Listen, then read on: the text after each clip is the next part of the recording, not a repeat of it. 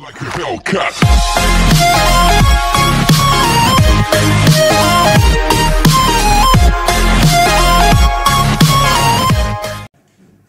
Hello students, today our topic is disease. In our last video we have studied about the water, rough phase, balanced diet, exercise, rest and sleep, what is health. And today in this video we will study about the disease. Okay, so first of all let me clear one thing about the disease. So a disease is an abnormal condition in which our body is unable to function properly. Disease can be broadly categorized into two types: communicable disease and non-communicable disease. So first of all, what is disease? The abnormal condition of our body.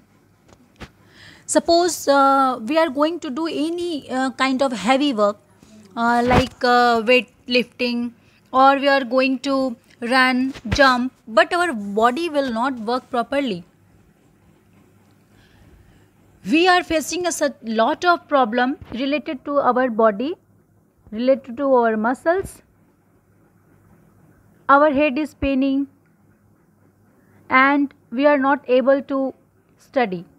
Our stomach is paining and we are not able to eat. Our muscles is paining, our body is paining, and we are not able to run, walk, jump or anything. So in that condition, such type of abnormality of our body is called disease.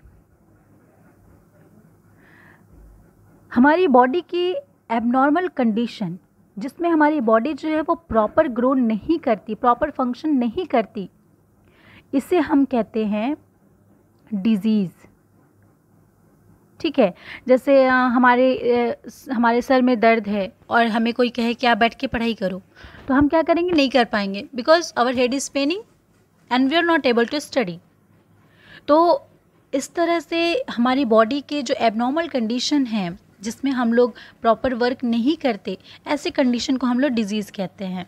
ये disease जो है वो हमारी body में two ways से आते हैं, मतलब दो तरीके से होते हैं. First is the communicable disease and second is the non communicable disease. So first let's clear what is communicable disease. Communicable disease क्या होता है? हम जब किसी से बात करते हैं, किसी के साथ रहते हैं, तो मीन्स एक पर्सन से दूसरे पर्सन में ट्रांसफ़र होने वाले डिज़ीज़ को हम लोग कम्युनिकेबल डिजीज़ कहते हैं. और ऐसे डिज़ीज़ जो हमारी बॉडी में एक दूसरे से ट्रांसफ़र ना हो, बल्कि किसी लेक ऑफ न्यूट्रिएंट्स की वजह से और सम अदर रीज़न से हम अगर बीमार पड़ते हैं, तो उसे हम कहते हैं non communicable disease. So first of all we will study about the non communicable disease. So what is non communicable disease? So non-communicable disease are disease that cannot be passed from one person to another. These diseases are non-infectious disease. Some non-communicable disease are caused due to the deficiency of nutrients in our food. Such disease are called deficiency disease. Okay? तो non communicable disease क्या होता है? ऐसे disease जो एक person से दूसरे person में ट्रांसफ़र नहीं होता है. ओके और साथ ही साथ इसे हम लोग नॉन इन्फेक्शियस डिजीज़ भी कहते हैं. यानी जैसे हम बैठे हुए हैं और कोई किसी ऐसे पर्सन के पास जिसे डायरिया जैसी बीमारी हो, टाइफाइड हो, सो it is not infectious disease, sorry communicable disease. क्योंकि किसी को अगर डायरिया और उसके पास हम अगर बैठे हैं तो ये हमें नहीं होगी. यानी ये one body to another body transfer नहीं होता, बल्कि ये हम लोग अगर अनहेल्दी फूड लेते हैं, अगर पानी हमारा प्योर नहीं है, हम उसे पीते हैं, तो उस कंडीशन में इस तरह की बीमारियां होती रहती हैं. तो नॉन कम्युनिकेबल डिजीज़ ऐसी डिजीज़ होती है जो किसी न्यूट्रिएंट्स की डेफिशिएंसी की वजह से हमारी बॉडी में होता है. इसे हम लोग नॉन इन्फेक्शियस डिजीज़ भी कहते हैं. साथ ही साथ इसे हम लोग डेफिशिएंसी डिजीज़ यानी कि कमी से होने वाले रोग. तो आप इसे अंडरलाइन ज़रूर करिएगा, ये आपके लिए इम्पॉर्टेंट पॉइंट है.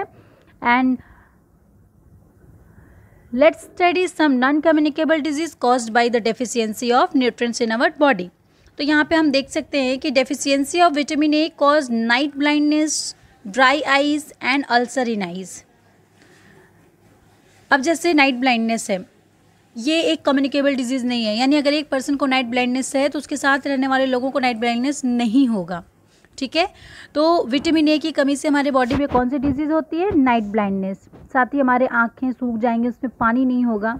तो अगर आँखों में वाटर नहीं होगा तो क्या होगा कि हमारी आँखों में कोई भी गंदगी ईजिली स्टिक हो जाएगी और हमें दिखाई नहीं देगा और हमें सब कुछ ब्लर दिखाई देगा। आँखों में छोटे छोटे दाने, खुजली, जलन, तो ये सारी बीमारियाँ, ये सारी जो डिजीज़ हैं वो किससे होते हैं? विटामिन ए की कमी से। A person suffering from this disease cannot see in dim light or at night. It can be cured by taking a diet rich in vitamin A. Green leafy vegetable, carrot, papaya, tomato, guava, fish and yolk of egg are rich source of vitamin A. ठीक है, तो इस disease में क्या होगा कि हमें जैसे ही काफ़ी मतलब थोड़ा रात होने लगेगा, हल्की लाइट होगी, डीम लाइट होगी, या रात के समय हमें बिल्कुल दिखाई नहीं देगा। ओके और ये हम कैसे क्योर कर सकते हैं, यानी कैसे बच सकते हैं? तो हम जितना अधिक से अधिक विटामिन ए की जो फूड है, मटेरियल, उन्हें ले सकते हैं। जैसे ग्रीन लीफी वेजिटेबल है, कैरेट है, पपाया, टमाटो, गुआवा, फिश और एग का जो यॉक है उसे। तो अभी देखिए ये सारे जो अभी हमने आपको बताए हैं, इसके कुछ इमेजेस यहाँ पे आप देख सकते हैं। ये विटामिन ए के फूड है, तो आप इसे ले सकते हैं। यह आपकी बॉडी के लिए काफ़ी हेल्दी होगा और नॉन कम्युनिकेबल डिजीज़ से आपको प्रोटेक्ट भी करेगा। Deficiency of vitamin B. Vitamin B हमारे बॉडी में बेरी को कॉज करता है, यानी बेरी डिजीज़ को। बेरी डिजीज़ एक्चुअली क्या होता है? ये एक ऐसी डिजीज़ है जिसमें पेशेंट जो है वो, उसे अचानक से ऐसा फील होगा कि हमारा जो वेट है एकदम से लॉस हो रहा है, उसके हाथ और पैरों में झंझनाहट स्टार्ट हो गई है और मतलब आफ्टर सम टाइम वो फील करेगा कि उसके हाथ और पैर जो वो बिल्कुल सुन्न हो गए हैं। तो इसे हम लोग कहते हैं numbness in arm and feet. So it is cured by the taking cereals, green leafy vegetables, milk, meat, egg and unpolished rice. हम लोग इसे विटामिन बी की कमी से जो बेरी डिजीज़ होता है उससे बचने के लिए हम लोग सीरियल्स यानी अनाज लेंगे, कुछ ग्रीन वेजिटेबल्स यानी हरी पत्तेदार सब्जियां। आप एक चीज़ नोटिस करिएगा, जितने भी अभी तक मैंने आपको न्यूट्रिएंट्स के बारे में बताएं, सब में ग्रीन लीफी वेजिटेबल एक बहुत ही इंपॉर्टेंट रोल प्ले कर रहा है। तो ग्रीन लीफी वेजिटेबल अपने खाने में ज़रूर लीजिएगा। जो बच्चे ग्रीन हरी सब्जियां नहीं खाते हैं तो आज से खाना स्टार्ट कर दें। ओके और अनपॉलिश्ड राइस होता है ना, मार्केट में जाते हैं तो हमें दो दुकान दिखते, एक में थोड़ा पीला धान वाले चावल लगेंगे और एक हमें एकदम वाइट फ्रेश, एकदम ऐसा लगेगा कि सिल्वर की तरह शाइन कर रहा है, और हम लोग उसे ही ज़्यादा प्रेफरेंस देते हैं। वो उससे 2 रुपये 4 रुपये महंगा भी लेते हैं, तो हमें लगता है बस यही सबसे बेस्ट है। बट ऐसा नहीं है, क्योंकि जो पॉलिश राइस है उसको पॉलिश करने के टाइम में राइस के ऊपर के कुछ इंपॉर्टेंट न्यूट्रिएंट्स हट जाते हैं, जिसकी वजह से वो राइस हमारे खाने के लिए बिल्कुल हेल्दी नहीं होता है। तो हमें कभी भी पॉलिश्ड राइस नहीं लेना चाहिए। कहते हैं ना, हर चमकती चीज़ सोना नहीं होती है। तो उसी तरीके से हर शाइन करने वाला जो चावल है, पहले उसे देख लें कि ये पॉलिश्ड है या फ्रेश है, तभी आप उसे यूज़ करें। तो ये मैंने यहाँ पे कुछ स्ट्रक्चर आपको शो किया है जो कि विटामिन बी के सोर्सेज हैं। Okay and the next is deficiency of vitamin C. So vitamin C causes scurvy disease. Scurvy disease क्या होता है? ब्लीडिंग गम्स यानी मसूड़ों से खून आना, वो बी teeth, pain in joints and loss of weight indicate that a person is suffering from scurvy. दांत जो हैं वो काफ़ी मतलब उसमें झंझनाहट होगी, हिलने लगेंगे, ठीक है, मसूड़ों से जो है वो ब्लड आने लगेगा। हमारे जॉइंट्स जितने भी हैं, जैसे हमारे नीज़ के joints, elbows joints, finger joints, neck joints, तो ये जॉइंट्स जो हैं वो दर्द करेंगे, हमारा वेट धीरे धीरे लॉस होने लगेगा, और इस तरह के जो सिम्टम्स दिखेंगे तो हम इससे फाइंड करेंगे कि इस पर्सन को स्कर्वी डिजीज़ है। It can be cured by the taking citrus fruit. जितने भी साइट्रस फ्रूट यानी खट्टी जो फ्रूट्स होते हैं, खट्टे फ्रूट्स, उनमें हम लोग इस तरह के जो स्कर्वी डिजीज़ से बचने के लिए विटामिन सी के जो सोर्सेज हैं वो जनरली हमें खट्टे फ्रूट्स में मिलते हैं, लाइक आंवला, tomato, orange, lemon, green leafy vegetables, pulses, sprouts and also good source two of vitamins. ठीक है, तो ये सारे जो हैं मेनली जो जितने भी साइट्रस फ्रूट हैं जिनमें साइट्रिक एसिड पाया जाता है and these are sour in taste, तो इस तरह के जो फ्रूट्स होते हैं वो हमारे विटामिन सी के सोर्स होते हैं। सो माय डियर स्टूडेंट, आपने यहाँ पे आज डिजीज़ के बारे में पढ़ा जो नॉन कम्युनिकेबल डिजीज़ है। इसमें हम लोगों ने विटामिन ए, विटामिन बी और विटामिन सी के बारे में पढ़ा। तो हम अपने नेक्स्ट वीडियो में विटामिन डी और भी सारे नॉन कम्युनिकेबल डिजीज़ के बारे में पढ़ेंगे। देन हम लोग कम्युनिकेबल डिजीज़ के बारे में पढ़ेंगे।